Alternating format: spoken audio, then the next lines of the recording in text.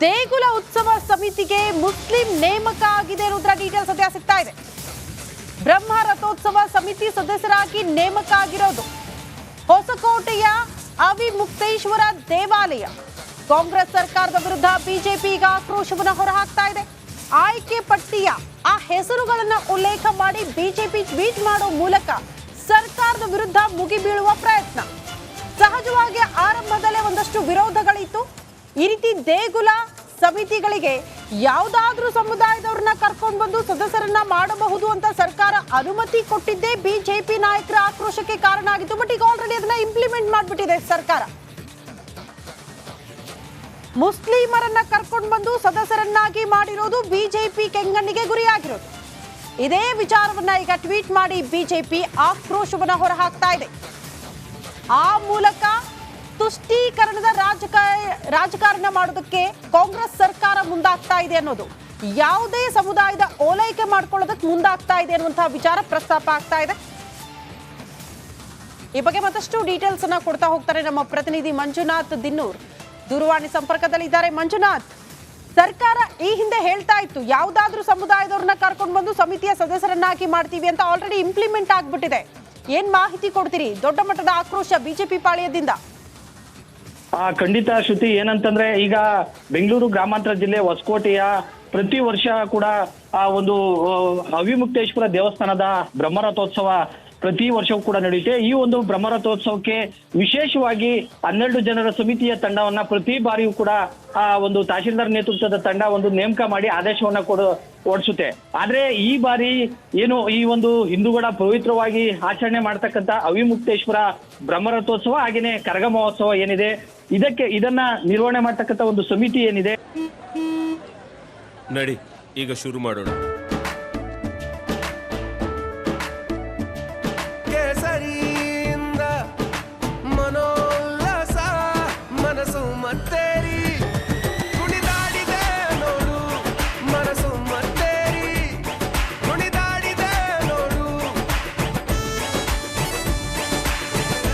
ಕ್ಷಣ ಕ್ಷಣವೂ ಆಚರಿಸಿ ಕೇಸರಿ ಹಬ್ಬ. ವಿಮಲ್ ಬಾಯಲ್ಲಿ ಹೇಳಿ ಕೇಸರಿ. ಈ ಸಮಿತಿಯಲ್ಲಿ ಶಾಸಕರನ್ನ ಅಧ್ಯಕ್ಷರನ್ನಾಗಿ, ಸ್ಥಳೀಯವಾಗಿರ್ತಕ್ಕಂಥ ಶಾಸಕರನ್ನ ಅಧ್ಯಕ್ಷರನ್ನಾಗಿ ಮಾಡ್ತಾರೆ. ಅದ್ರ ಜೊತೆಗೆ ಅದರಲ್ಲಿ 12 ಜನ ಸದಸ್ಯರನ್ನು ಕೂಡ ನೇಮಕ ಮಾಡ್ತಾರೆ. ಈ ಒಂದು ಸದಸ್ಯತ್ವ ಸ್ಥಾನದಲ್ಲಿ ಏನು ಮುಸ್ಲಿಂ ಒಂದು ಮುಖಂಡರ ಒಂದು ನವಾಜ್ ಅಂತಕ್ಕಂಥ ಮುಸ್ಲಿಂ ಮುಖಂಡರ ಹೆಸರು ಇವತ್ತು ಏನು ಹೊಸಕೋಟೆ ತಾಲೂಕಿನಲ್ಲಿ ಈಗ ಒಂದು ರಿಲೀಸ್ ಮಾಡಲಾಗಿದೆ. ಇದಕ್ಕೆ ಬಿಜೆಪಿ ಕೂಡ ಟ್ವೀಟ್ ಮಾಡಿ ಆಕ್ರೋಶವನ್ನ ವ್ಯಕ್ತಪಡಿಸ್ತಾ ಇದೆ.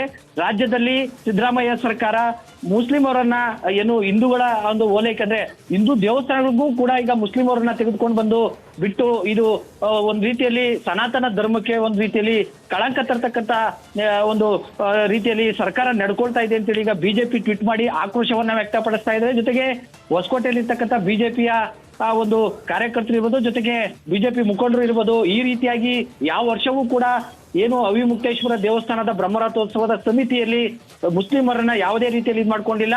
ಆದ್ರೆ ಈ ಬಾರಿ ಅವರನ್ನ ನೇಮಕ ಮಾಡ್ಕೊಂಡಿರ್ತಕ್ಕಂಥ ಇದು ಖಂಡನೀಯ ಅಂತೇಳಿ ಈಗ ಎಲ್ಲ ಕಡೆ ಆಕ್ರೋಶ ಆಗ್ತಾ ಇರ್ತಕ್ಕಂಥದ್ದು. ಶ್ರುತಿ, ಮಂಜುನಾಥ್, ಹಿಂದೂ ದೇವಸ್ಥಾನದ ವಿಚಾರಕ್ಕೆ ಸಂಬಂಧಪಟ್ಟಂತೆ ಸರ್ಕಾರದ ಈ ನಡೆ ಸಹಜವಾಗಿ ಆಕ್ರೋಶವನ್ನ ವ್ಯಕ್ತಪಡಿಸುತ್ತೆ. ಕಾರಣ ಈಗ ಮುಸ್ಲಿಂ ಸಮುದಾಯದ ಯಾವುದೇ ಮಸೀದಿ ಇರಬಹುದು, ಬೇರೆ ಬೇರೆ ವಿಚಾರಗಳಿಗೆ ಸಂಬಂಧಪಟ್ಟಂತೆ ಹಿಂದೂಗಳಿಗೆ ಹಾಗಾದ್ರೆ ಅವಕಾಶ ಮಾಡಿಕೊಡುತ್ತಾ ಸರ್ಕಾರ? ಈ ಪ್ರಶ್ನೆ ಇದೆ. ಇದರ ಅರ್ಥ ಏನು?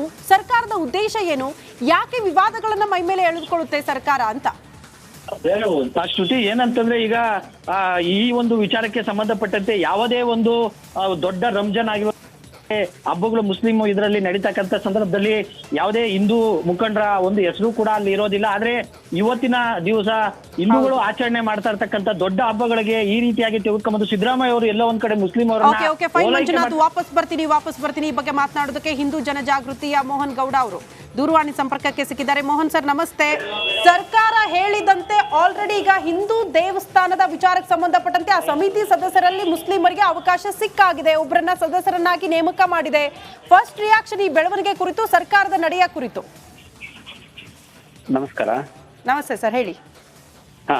ಬಹಳ ಮುಖ್ಯ ಅಂತ ಹೇಳಿದ್ರೆ ಈಗ ಕರ್ನಾಟಕ ಎಂಡೋಮೆಂಟ್ ಆಕ್ಟ್ ಏನಿದೆ 1997 ಆಕ್ಟ್ ಅಲ್ಲಿ ತಿದ್ದುಪಡಿಯನ್ನ ಮಾಡಿದರೆ ಜಸ್ಟಿಸ್ ರಾಮಜೋಯಿಸರ್ ನೇತೃತ್ವದಲ್ಲಿ. ಅದರಲ್ಲಿ ಸ್ಪಷ್ಟವಾಗಿ ಉಲ್ಲೇಖ ಇದೆ ಯಾವುದೇ ರೀತಿಯಲ್ಲಿ ಹಿಂದೂ ದೇವಸ್ಥಾನಗಳ ವ್ಯವಸ್ಥಾಪನಾ ಸಮಿತಿಗೆ ಅಥವಾ ದೇವಸ್ಥಾನಗಳ ಡೆವಲಪ್ಮೆಂಟ್ ಕಮಿಟಿಗಿರ್ಬೋದು, ಯಾವುದೇ ರೀತಿಯಲ್ಲಿ ಅನ್ಯ ಅಂದ್ರೆ ಹಿಂದೂಯೇತರನ್ನ ನೇಮಕ ಮಾಡಬಾರ್ದು ಅಂತ ಹೇಳಿದೆ.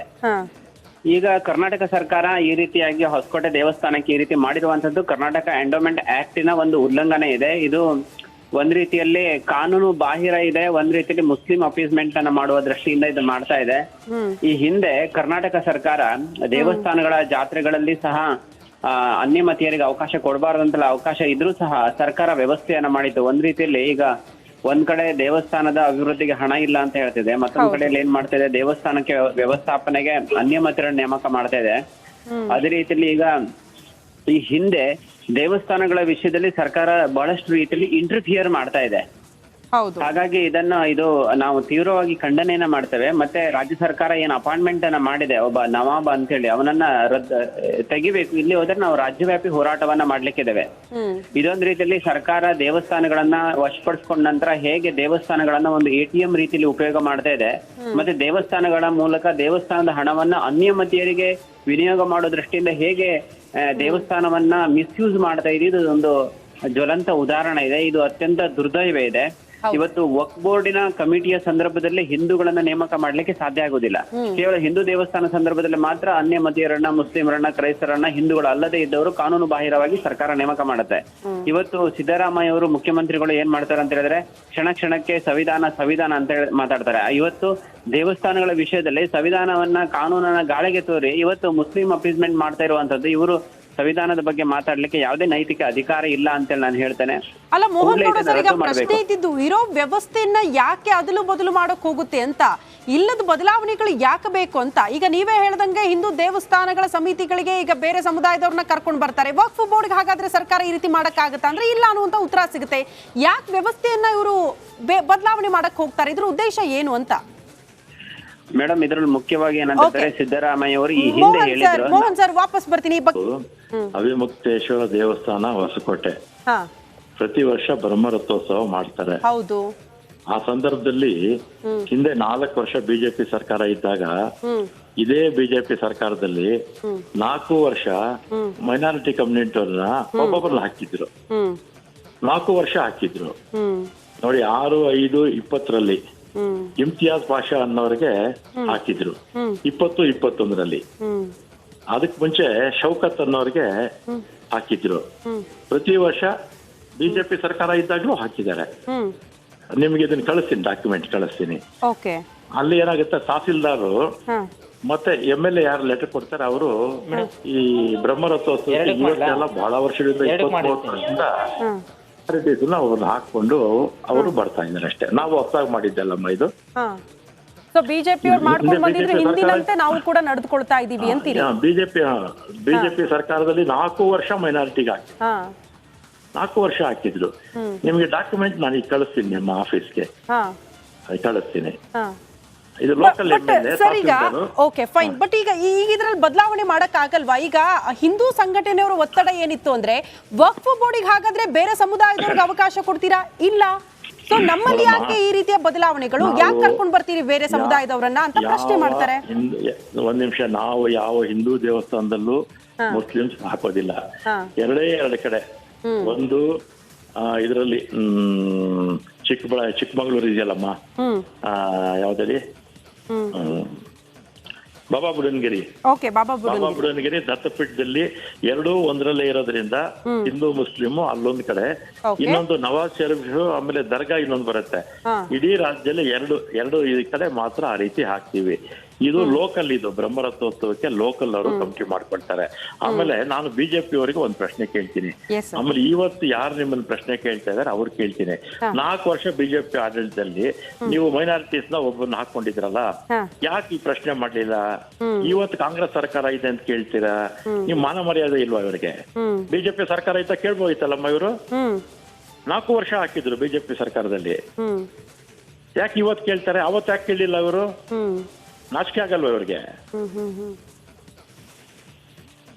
ಈ ಡಾಕ್ಯುಮೆಂಟ್ ಕಳಿಸ್ತೀನಮ್ಮ ನಿಮ್ಗೆ. ಎಸ್ ಎಸ್ ಎಸ್ ಕಳಿಸಿ ಸರ್. ನಿಮ್ಮ ಆಫೀಸ್ ಕಳಿಸ್ತೀನಿ. Okay okay okay sir, thank you sir Republic Kannada ಜೊತೆ ಮಾತನಾಡಿದ್ದಕ್ಕಾಗಿ. ಇದು ರಾಮಲಿಂಗಾರೆಡ್ಡಿ ಅವರ ರಿಯಾಕ್ಷನ್. ಬಿಜೆಪಿ ಈ ಹಿಂದೆ ಕೂಡ ಎಲ್ಲ ಈ ರೀತಿ ಉತ್ಸವ ಆದಂತಹ ಸಂದರ್ಭದಲ್ಲಿ 2 ದೇವಸ್ಥಾನಗಳಲ್ಲಿ ಪ್ರಮುಖವಾಗಿ ಅವರು ಉಲ್ಲೇಖ ಮಾಡ್ತಾರೆ. ಬಾಬಾ ಬುಡನ್ಗಿರಿ ಒಂದು, ಮತ್ತೊಂದು ಕಡೆ ಈ ದೇವಸ್ಥಾನ ಈಗ ಹೊಸಕೋಟೆಯ ಅವಿಮುಕ್ತೇಶ್ವರ ದೇವಾಲಯ. ಈ ಉತ್ಸವ ಕಾರ್ಯಕ್ರಮಗಳಲ್ಲಿ ಈ ಹಿಂದೆಯೂ ಕೂಡ ಬೇರೆ ಸಮುದಾಯದವರಿಗೆ ಬಿಜೆಪಿಯೂ ಕೂಡ ಅವಕಾಶ ಕೊಟ್ಟಿತ್ತು, ನಾವು ಕೊಟ್ಟಿದ್ದೀವಿ, ತಪ್ಪೇನು ಅನ್ನೋದನ್ನ ಪ್ರಶ್ನೆ ಮಾಡ್ತಿದ್ದಾರೆ. ಈ ಬಗ್ಗೆ ಮಾತನಾಡೋದಕ್ಕೆ ಹೊಸಕೋಟೆಯ ಶಾಸಕರಾದಂತಹ ಶರತ್ ಬಚ್ಚೇಗೌಡ ಅವರು ಕೂಡ ದೂರವಾಣಿ ಸಂಪರ್ಕಕ್ಕೆ ಸಿಕ್ಕಿದ್ದಾರೆ. ಶರತ್ ಸರ್ ನಮಸ್ತೆ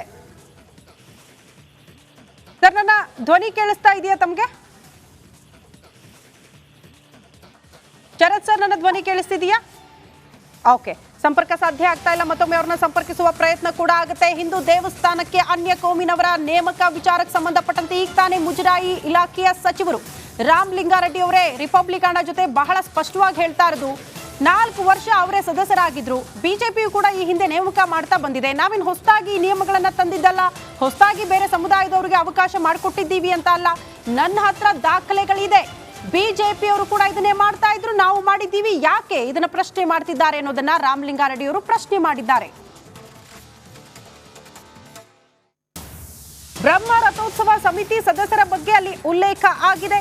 ಹಿಂದೂ ದೇವಸ್ಥಾನಕ್ಕೆ ಅನ್ಯ ಕೋಮಿನವರ ನೇಮಕ ವಿಚಾರಕ್ಕೆ ಸಂಬಂಧಪಟ್ಟಂತೆ ಬಿಜೆಪಿ ಸರ್ಕಾರದಲ್ಲೂ ಕೂಡ ಅಲ್ಪಸಂಖ್ಯಾತರ ನೇಮಕ ಆಗಿತ್ತು.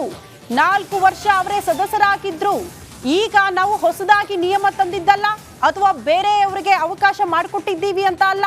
ಈ ಹಿಂದೆ ಹೇಗಿತ್ತೋ ನಿಯಮಗಳು ಅದನ್ನ ಅನುಸರಿಸಿದ್ದೀವಿ ಅಷ್ಟೇ ಅನ್ನುವಂತಹ ವಿಚಾರವನ್ನ ಸ್ವತಃ ರಾಮಲಿಂಗಾರೆಡ್ಡಿ ಅವರು ಮುಜರಾಯಿ ಇಲಾಖೆಯ ಸಚಿವರು ಈ ಹೇಳಿಕೆಯನ್ನ ಕೊಟ್ಟಿದ್ದಾರೆ. ನನ್ನ ಹತ್ರ ದಾಖಲೆಗಳು ಕೂಡ ಇದೆ, ಆ ದಾಖಲೆಗಳನ್ನ ಕೊಡ್ತೀನಿ ಅನ್ನುವಂತಹ ವಿಚಾರವನ್ನ ಕೂಡ ಪ್ರಸ್ತಾಪ ಮಾಡಿದ್ರು.